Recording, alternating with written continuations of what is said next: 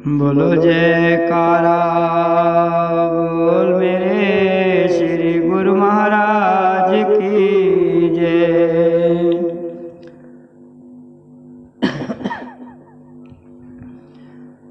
गुरु चरण हृदय बसो और मेटो जन की भूल, दया करो मुझ दीन पर, मेरी विनती करो कबूल।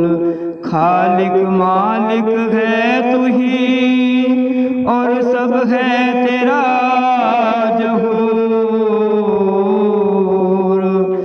जल थल में व्यापक प्रभु, हर जगह है तेरा नूर। बोलो जयकारा बोल मेरे श्री गुरु महाराज की जय। महापुरुषों के वचन है कि इस धराधाम पर इस जीवात्मा का इंसान जन्म लेना कोई ये पहली मर्तबा नहीं है। इस जीव ने ना जाने कितनी बार इस धराधाम पर किस किस अवस्था में जन्म लिए हैं और किस किस योनि में कितना कितना कष्ट उठाया है, ये जीवात्मा या परमात्मा ही जानता है। एक भक्ति भगवान की जो प्राणी के नाही मन, जैसे शुक्र शान नानक मानो ताहि तन। महापुरुष फरमाते हैं कि जितना भी हम संसार का मखलूकात देख रहे हैं, ये सब झूठ का पसारा है, ये सब आडंबर है, इसकी सत्यता असलियत कुछ भी नहीं है। क्यों? क्योंकि ये सब एक दिन इस संसार में यही रह जाने वाला है, यही छूट जाने वाला है। इंसान की जो अपनी सच्ची पूंजी है वो है परमात्मा का नाम, जो इंसान के इस लोक में भी साथ देता है और परलोक में भी। ऐसा ही एक जिक्र आता है, बहुत पुरानी एक कथा है जो हमें याद आ गई। एक बलक देश का बादशाह शाह इब्राहिम, वो बड़े ही भक्ति भाव विचारों का था। उसके नाना के घर में कोई संतान नहीं थी, सिर्फ उसकी माँ थी, उनकी बेटी। धीरे धीरे समय बदलता गया, नाना नानी गुजर गए। शाह इब्राहिम को बलक देश का राज मिल गया।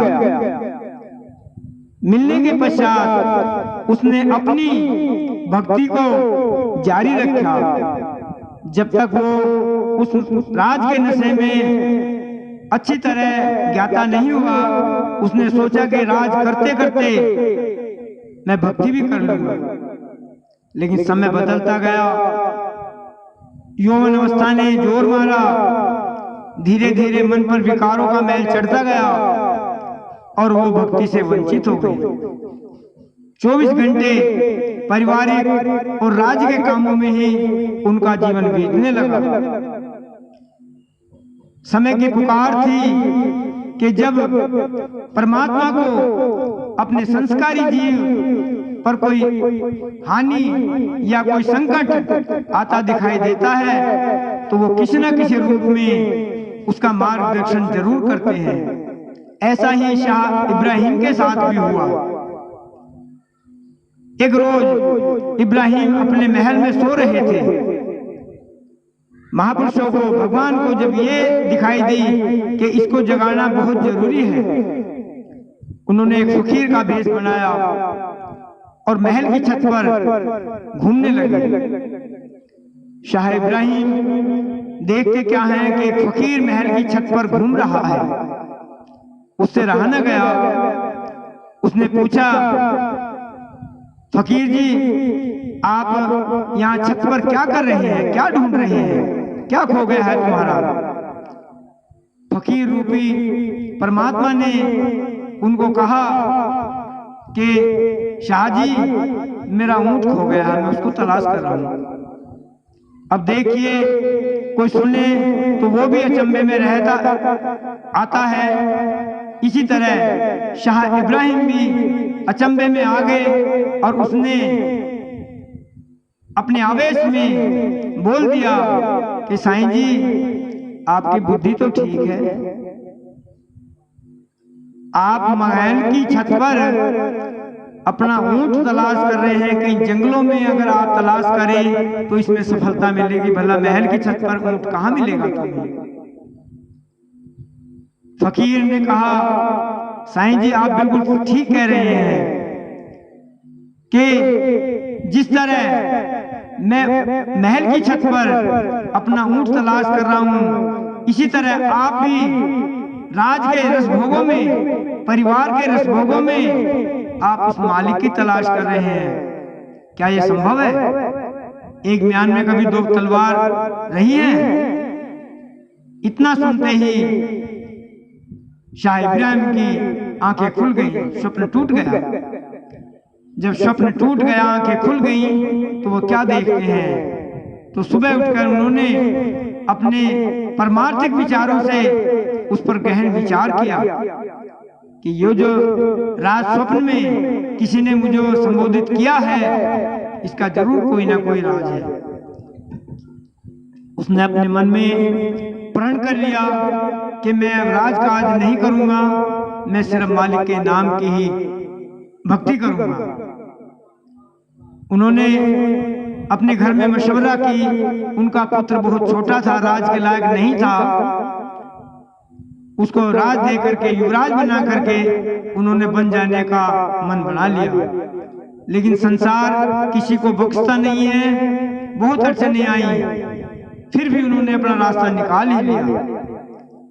जो राजमंत्री थे, वजीर थे, उनको सबको एकत्र करके, एक मीटिंग करके, एक ट्रस्ट बना करके वो राज उनको सौंप दिया कि जब तक ये युवराज राज चलाने लायक नहीं होगा, तब तक इस राज की जिम्मेदारी तुम सब लोगों की है, लाभ लेने की।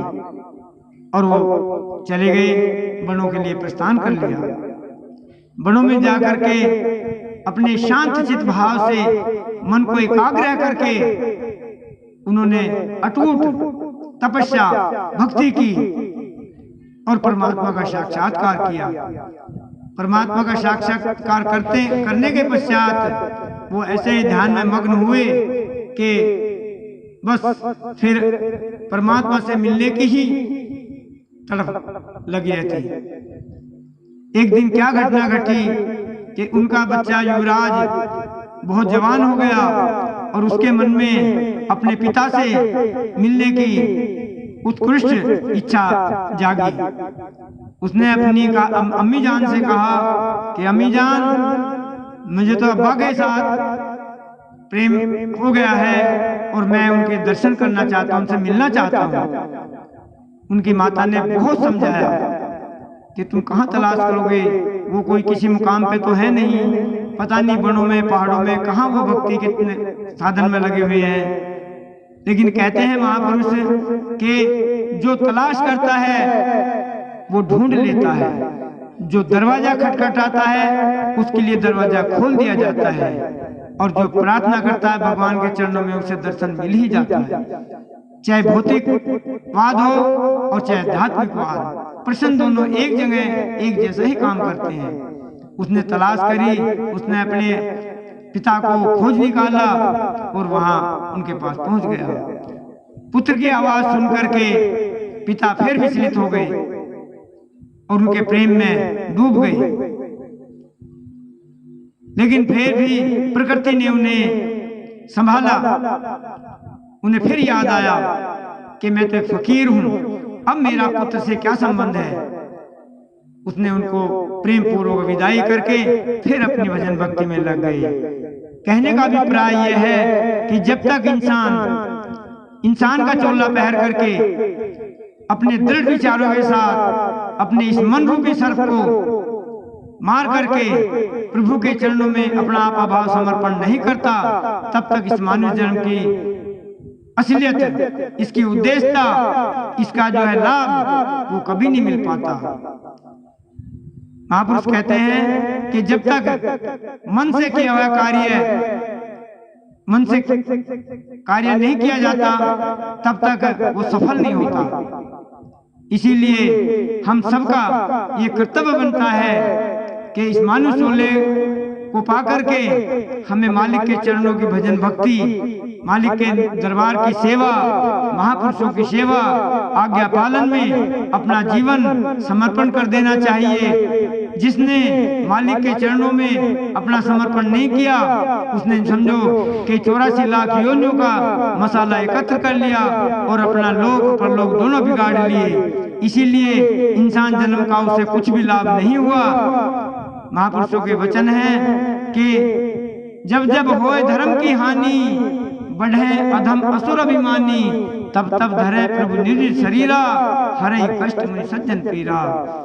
जब धरती पर अधर्म का भार बढ़ता है, धर्म लुप्त होता है, तो अपने संस्कारी जीवों को महापुरुष भगवान जगाने के लिए, उन्हें सर्वमार्ग दर्शाने के लिए, उनका लोक परलोक संवारने के लिए मनुष्य रूप का अवतार धारण करने, किसी न किसी रूप में, वो संत के रूप में, चाहे अवतार के रूप में, वो अपने जीवों का मार्गदर्शन करते हैं और उनका ये लोक भी सुहेला करते हैं और परलोक भी सुहेला करते हैं। बोलो जयकारा बोल मेरे श्री गुरु महाराज की जय। बोलो जय।